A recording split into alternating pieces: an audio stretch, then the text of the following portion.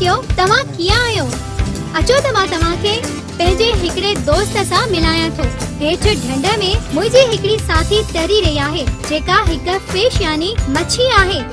असां ॿई वर्टिब्रेट्स त आहियूं, पर हूअ मूंखां ॾाढी मुख़्तलिफ़ आहे।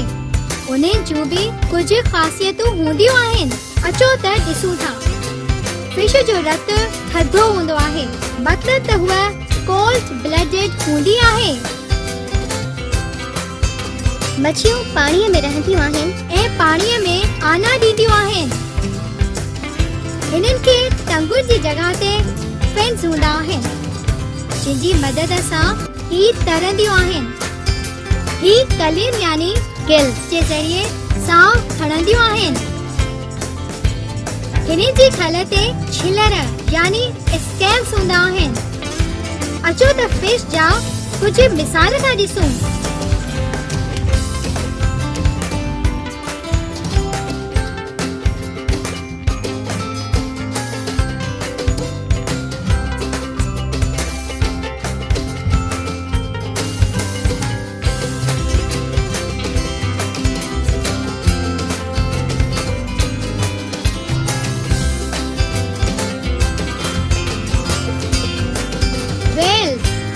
वेल्स भी त पाणीअ में रहंदियूं आहिनि, पर इहे फिश जे ग्रुप में छो नथियूं अचनि?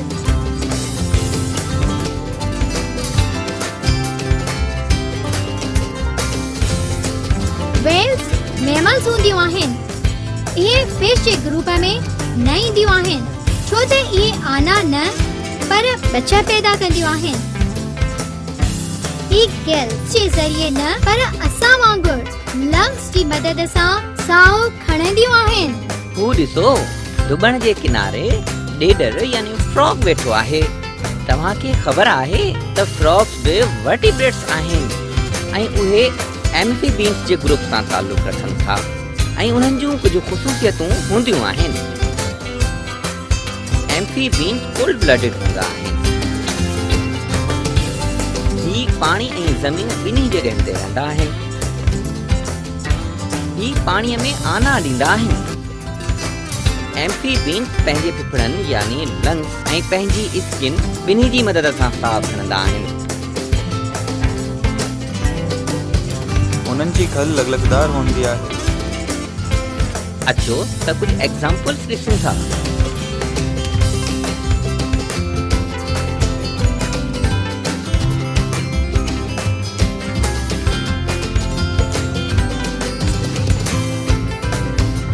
गिल आहे ऐं हीअ पाणीअ में तरी रही आहे।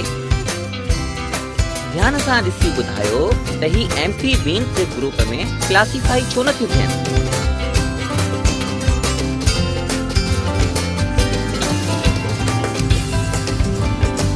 गिल एम्फीबियन नाहे, छो त हीअ हिकु फिश आहे ऐं हिन खे गिल्स ऐं फिन्स हूंदा आहिनि।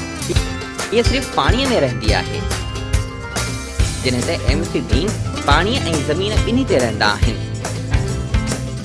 हू ॾिसो, ढंढ वटि हिकु नांग यानी स्नेक आहे। हीउ बि त हिकु वर्टिब्रेट आहे, पर हीउ रेप्टाइल्स जे ग्रुप सां ताल्लुक़ रखे थो। अचो त रेप्टाइल्स जूं कुझु ख़ुसूसियतूं ॾिसूं। रेप्टाइल्स कोल्ड ब्लडेड हूंदा आहिनि। ही पाणी ऐं ज़मीन ॿिन्ही हंधि रहंदा आहिनि, पर ही पंहिंजा आना पाणीअ बदिरां ज़मीन ते ॾींदा आहिनि। हिन जी खल लसी न पर ख़ुश्क हूंदी आहे ऐं इन ते स्केल्स हूंदा आहिनि। अचो त इन जा कुझु एग्जाम्पल्स ॾिसूं था।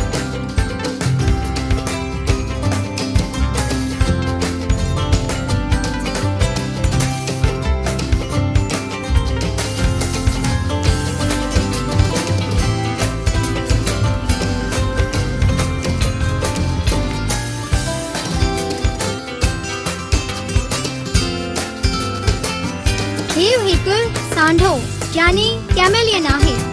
छा तव्हां ॿुधाए सघो था त कैमेलियन रेप्टाइल छो थींदो आहे?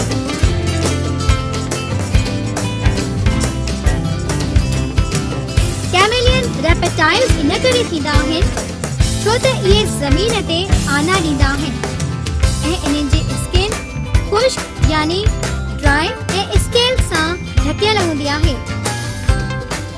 वाह, तूं त रेप्टाइल जे बारे में इलाही कुझु ॼाणी थो।